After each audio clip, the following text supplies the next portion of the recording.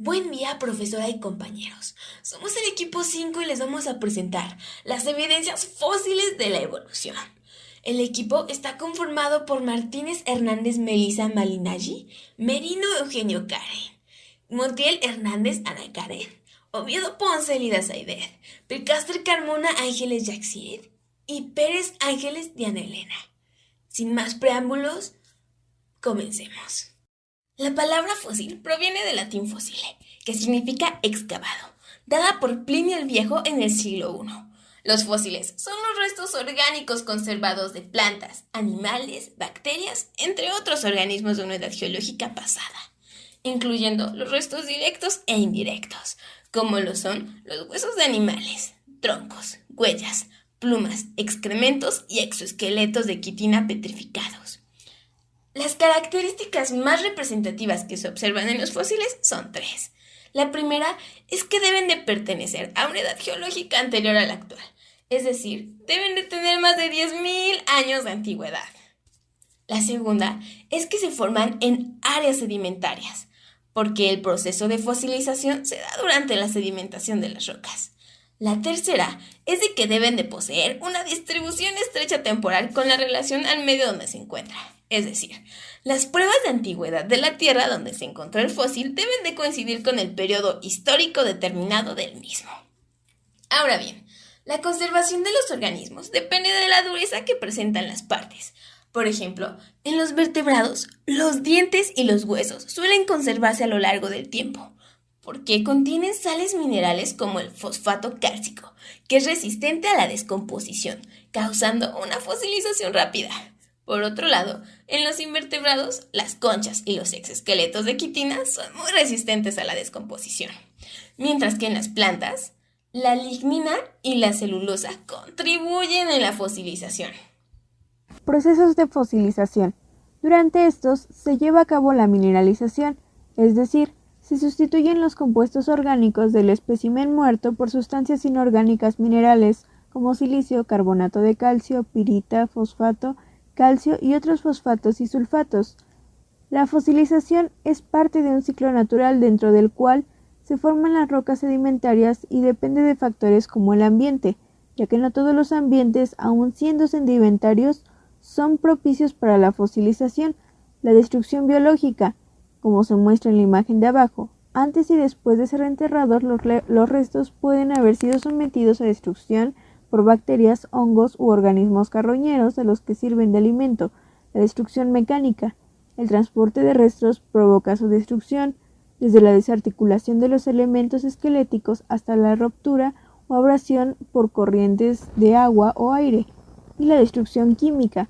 Aún después de la fosilización pueden ser destruidos por disolución, dependiendo de la composición del agua que pase por corrientes o por filtración, y el modo de vida, pues se conservan mejor y con mayor probabilidad los organismos que viven en un ambiente sedimentario y los que están enterrados o fijos al fondo de estos lugares. Debido a que no todos los organismos llevan a cabo los mismos procesos de fosilización, existen formas más generales de clasificarlos, como reemplazo. Los componentes de la estructura original se van intercambiando por moléculas minerales. Molde. Vestigios de la presencia o actividad de un organismo. Dentro de estas se clasifican los huevos, coprolitos, pisadas, moldes de vegetales, entre otros. Preservación o inclusión. La capacidad que tienen algunas sustancias de aislar y proteger los tejidos orgánicos, como el ámbar, el asfalto y el hielo.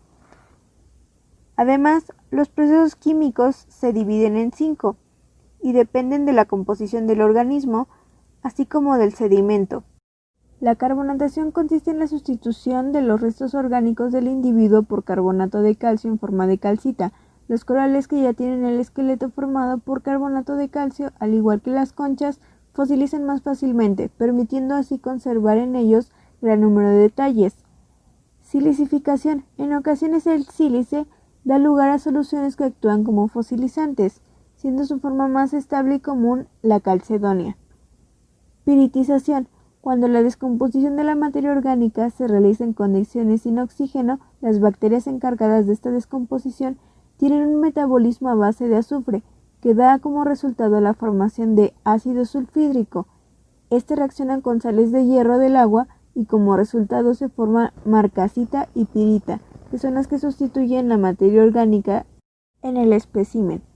Fosfatación. El fosfato cálcico es uno de los componentes más importantes de los esqueletos de vertebrados, como los huesos y dientes. Hace de agente fosilizante, además de contar con la ayuda del carbonato de calcio de la roca que lo envuelve. La carbonificación es el más común en organismos que tienen largos polímeros de carbono, como vegetales y artrópodos que tienen celulosa y quitina respectivamente. Finalmente, el proceso de desenterramiento se lleva a cabo por la erosión de la roca donde se encontraba el organismo, quedando así a la vista para su estudio. El registro fósil comprende los hallazgos documentados de fósiles y los periodos en los que se forman. Actualmente se cuenta con datos de fósiles de más de 250.000 especies. Los primeros acercamientos a fósiles se dan en el siglo XVII, con la filosofía baconiana que planteaba el estudio de rocas y fósiles. Sin embargo, aún existían explicaciones religiosas sobre el origen de estos. Entonces, hasta los hallazgos del siglo XVIII se comienza a facilitar la comprensión.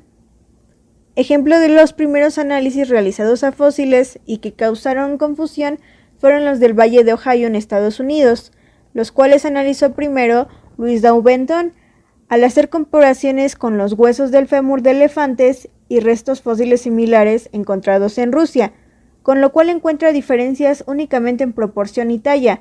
Sin embargo, los molares sí variaban mucho, por lo cual se analizan nuevas piezas en Londres, con lo cual se concluye que los restos correspondían a una especie nueva y extinta, como se muestra en las imágenes. De igual manera sucede con Mosasaurus, que fue el primer reptil prehistórico en ser nombrado por George Cuvier y reconocido como una especie extinta. Esto después de ser considerado como representante de los cocodrilos o las ballenas.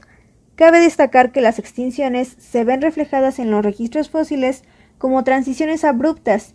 Principalmente sucede cuando se trata de las que tienen mayor alcance, como fue el impacto del asteroide hace 65.5 millones de años cerca de la península de Yucatán, lo cual marca un límite llamado KT, que es una línea de barro en el sustrato compuesto por iridio del meteorito. Otros de los descubrimientos que se han realizado y han contribuido a completar la historia evolutiva en las especies son los fósiles de formas intermedias, debido a que muestran la secuencia de cambios en estructura que se dieron paulatinamente. Las ballenas representan esta transición al ir de la vida terrestre a la acuática, y en el año 2000, Philip Gingerich encuentra a dos eslabones faltantes, que son Rhodocetus y Dorudon. Datación radiométrica. Se utiliza actualmente para determinar la antigüedad de los restos fósiles, pues se calcula el contenido presente de radioisótopos y sus elementos derivados. Los radioisótopos se emplean debido a que tienen un núcleo inestable, que naturalmente buscará la estabilidad y por lo cual se desintegra o decrece radiactivamente después de cierto tiempo y forma elementos predecibles, por lo que es fácil su estudio. Aquí se muestra la absorción de carbono 12 y carbono 14 por parte de los seres vivos. Cuando mueren, el carbono 14 comienza a desintegrarse. Tiempo geológico. Es la serie de eventos en la historia geológica y de los seres vivos que se determina mediante el estudio de rocas sedimentarias en las diferentes capas de la corteza, y las transiciones entre ellas limitan los periodos de tiempo. La datación radiométrica y los fósiles permiten caracterizar cada sustrato y se pueden identificar patrones similares a nivel mundial. Y al igual que el orden en el que se depositan los sustratos, se encuentra acomodada esta tabla de abajo hacia arriba, y se destacan las eras y los eventos sucedidos. El primer acercamiento que tuvo Darwin con los fósiles fue cuando su bisabuelo Robert Darwin descubrió en 1718 un fósil jurásico presentado ante la Real Sociedad de Londres por William Stukeley. Este era la pata de un plesiosaurios, pero en su momento se creyó que era de un cocodrilo o marsopa. Sabemos que Darwin estuvo muy interesado en la geología desde sus épocas de estudiante, y que incluso a bordo del Beagle llevó el primer tomo de Principios de Geología del gran geólogo inglés Charles Lyell. El registro fósil era importante para Darwin porque era la principal fuente de evidencia que podría apoyar la idea de la transmutación de las especies. En el capítulo 4 del origen de las especies sostiene que tuvo que haber existido innumerables variedades intermediarias que enlazan estrechamente todas las especies del mismo grupo. La evidencia de su existencia pasada solo puede encontrarse en los restos fósiles, mientras que en el capítulo 5 reconoce que la geología no revela la existencia de tal cadena orgánica insensiblemente gradual, y que era la objeción más clara y más grave que se presentó contra su teoría. Los temas no resueltos del origen de las especies era la ausencia de fósiles en muchas formaciones geológicas o en porciones de ellas, así como las extinciones a lo largo del tiempo hace notar la discontinuidad en las formaciones geológicas para explicar que no forzosamente hay una continuidad en el depósito. Darwin contenía con consideraciones sobre la insuficiencia del registro fósil y las extinciones. Hace ver el error de considerar que la aparición de una especie en una formación no significa que no haya existido en otra zona, o que la desaparición de una especie antes de culminar el depósito no significa forzosamente una extinción. En el viaje del Beagle, Darwin recolectó varios fósiles de Argentina y Uruguay. En el mapa se muestran las localidades de donde fueron encontrados, los cuales fueron enviados a Inglaterra a su antiguo mentor John Stevens y depositados en el Real Colegio de Cirujanos de Londres. Los huesos fueron estudiados y clasificados por Richard Owen. Estos especímenes lanzaron la carrera de Richard como paleontólogo al estrellato. Desafortunadamente, en abril de 1941, durante la guerra, la colección paleontológica de Royal College fue severamente dañada por un ataque aéreo. Casi toda la colección se perdió. Después de la guerra, el material superviviente se transfirió al Museo de Historia Natural de Londres. Gliptodontes. Los fósiles de gliptodontes tienen muchos rasgos en común con los armadillos modernos. Por ejemplo, los armadillos solo habitan en los mismos sitios que habitaron los gliptodontes. De esta forma, también tienen cascos y conchas protectoras que constan de escamas óseas poco comunes. Sus singularidades compartidas fueron un indicio que ayudó a Darwin a desarrollar la teoría de la evolución por selección natural, Toxodon platensis. Owen le otorgó el nombre de Toxodon, que significa diente arqueado, basándose en el gran cráneo que Darwin envió, ya que sus incisivos superiores estaban fuertemente arqueados. En la impresión de cómo pudo haber sido un Toxodon, podemos observar que tenía una cabeza corta, parecida a un hipopótamo, con amplias mandíbulas llenas de dientes e incisivos en forma de arcos. Un esqueleto macizo con patas cortas y robustas con 3 dedos funcionales. Su peso estimado es de más de 1 tonelada. También podemos observar el cráneo del Toxodon, del que Darwin solo pagó 28 peniques. Macrauchenia patogénica. La Macrauchenia fue nombrada por Owen, que significa cuello grande, basándose en los huesos de las extremidades y las vértebras recogidas por Darwin. Podemos observar en la imagen que tiene un cuerpo parecido a la de un camello, con patas robustas, un cuello largo y una cabeza relativamente pequeña. Owen lo describió como un gran mamífero extinto. Echinopteron leptocerum. El fósil más completo fue el de Ceratopterum, que parece haber sido encontrado en la playa, parcialmente incrustado en la arena suelta, y Darwin concluyó que toda la masa se había caído del acantilado. El esqueleto comprendía el cráneo, la columna vertebral, las costillas y los huesos de las extremidades hasta las garras. En la imagen podemos observar que este perezoso terrestre tenía cuerpo y hocico bajo y largo. La evidencia recientemente sugiere que pudo haber sido un excavador. También podemos observar el fósil de este animal que reside en el Museo Nacional de Historia Natural de París. Milodon darwini. Fue nombrado por Owen como Milodon darwini en honor a Darwin. Se cree que este pesaba entre 1000 y 2000 kilogramos y medía unos 3 metros de largo. Como otros perezosos, era vegetariano, pero a diferencia de algunos de sus parientes, no excavó ni trepó los árboles. Podemos observar en la imagen la mandíbula encontrada por Charles Darwin en 1832 y la reconstrucción de este junto a un fragmento de piel y estiércol. Glossopterum. Owen reconstruyó una lengua muy grande de este animal y lo decidió nombrar Glossopterum, que significa lengua bestia. La parte posterior del cráneo que podemos observar en la imagen conservaba partes delicadas que generalmente se rompen en restos antiguos. Esto incluyó un hueso timpático. Owen consideró que el animal podría haber sido un comedor de insectos, rompiendo nidos de termitas como lo hace un oso hormiguero, pero ahora se sabe que tenía hábitos herbívoros, ya que tenía un hocico ancho, y esto sugiere que tenía una alimentación masiva de pastos y hierbas. Aunque Darwin hizo una escasa mención de los mamíferos fósiles en su libro, estos tuvieron una gran importancia sobre el pensamiento de Darwin. Los fósiles resultaron significativos en el desarrollo de especulaciones sobre la teoría del origen de las especies. Analizando las similitudes entre los pequeños perezosos arborícolas vivientes, los grandes perezosos terrestres, los armadillos vivientes y los gliptodontes en sus cuadernos de notas, Darwin especuló que las semejanzas entre los fósiles y los actuales de una misma región debían explicarse recurriendo a un antepasado común, y que la transmutación de las especies en gran escala no era vertical como lo proponía Lamarck, sino un árbol de ramas asimétricas. Después de Darwin, fósiles, pruebas contundentes del proceso evolutivo. Fósiles de especies transicionales. Para Darwin, los fósiles transicionales representan variaciones discretas y continuas de las especies, así como la existencia de eslabones entre las mismas. Por otro lado, Darwin utilizó la teoría del gradualismo para dar argumentos a favor de los cambios y de la evolución de las especies. Cabe mencionar que el gradualismo sostiene que los cambios profundos son el resultado de los procesos lentos pero continuos a través del tiempo. A continuación, les voy a mencionar algunos de los ejemplos de especies transicionales. El Tiktaalik tiene 375 millones de años de antigüedad. Este ejemplar es una transición entre peces y anfibios. Fue descubierto en 2004 en los estratos antiguos de la isla Ellesmere en Canadá. Esta especie extinta da origen a los vertebrados terrestres y posee características de pez, como lo son la presencia de aletas y escamas, al igual que posee algunas estructuras de vertebrados, como lo son los pulmones y un cuello flexible. El Archaeopteryx tiene 150 millones de años extinto. Es un ejemplar de transición entre reptiles y aves, descubierto en 1861 en la localidad de Sonnenfels, en Alemania.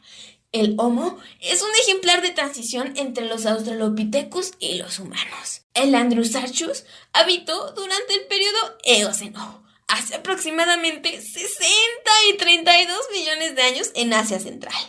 Es una especie extinta catalogada de transición entre las ballenas y los ungálodons. Actualmente, jirafas, camellos y cerdos. Fue un mamífero carnívoro que se alimentaba de animales costeros bastante grandes. El Ambulocetus habitó durante la era Cenozoica.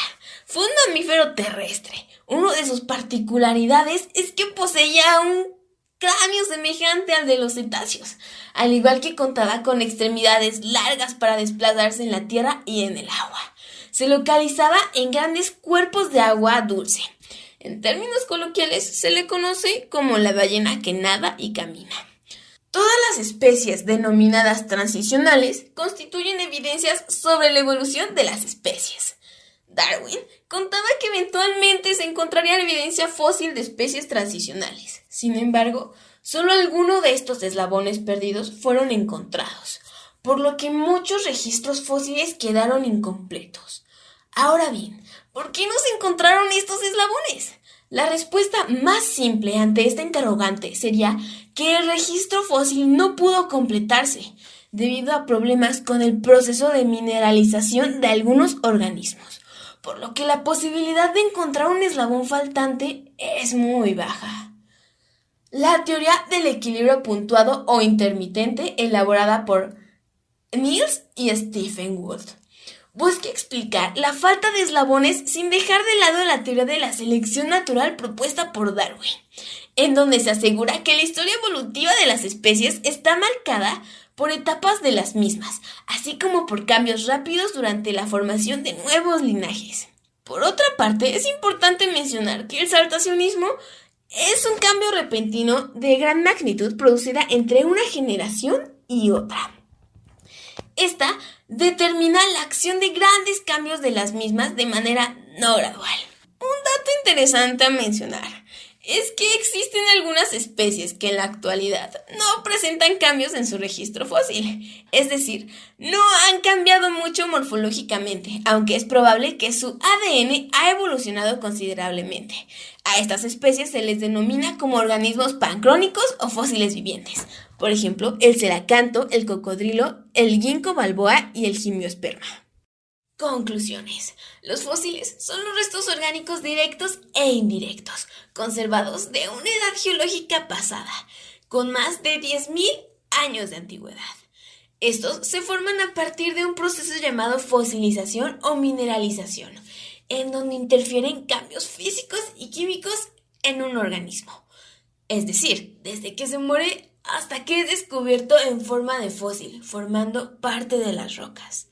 El estudio de las fósiles nos permite conocer 3 cosas esenciales. 1. Los cambios morfológicos de los organismos y el origen de nuevas estructuras. 2. Las etapas de transición entre las especies. Y 3. La historia evolutiva de las especies actuales, al igual que la historia en general de la vida en nuestro planeta. Por último, los organismos pueden presentar diversas tendencias evolutivas, cambios lentos, casi imperceptibles, cambios rápidos debido a procesos de competencia o bien permanecer inalterables durante millones de años. Gracias por su atención.